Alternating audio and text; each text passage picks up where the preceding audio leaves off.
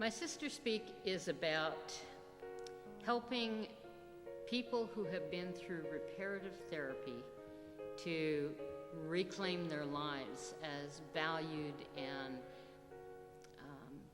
I think chosen people of God.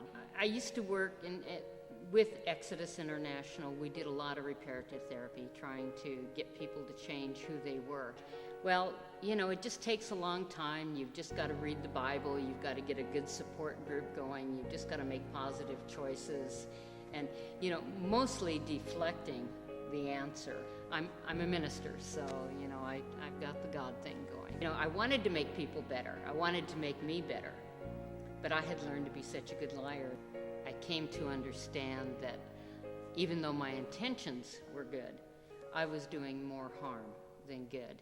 In 2007, when I got together with 3 other people who had been Exodus leaders, and we extended an apology to the gay community, because for the first time I started meeting people who had been harmed by our message of telling them they had to change, and had never heard anyone ever say, "I'm sorry," and mean it. They figured that a God that would require them to make all of these changes in order to be loved couldn't be a God that they could serve, and so they tossed God out.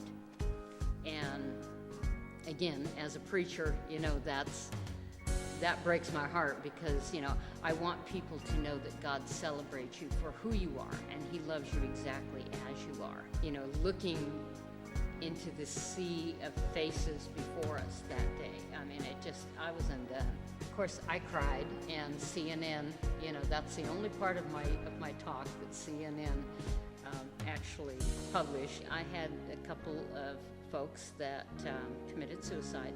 They felt that to be acceptable in the church or in their family or amongst their peers, that they would have to be someone different than who they were. If I wasn't in a relationship with a woman, then I wasn't gay. And that's how I got involved with the ex-gay ministry.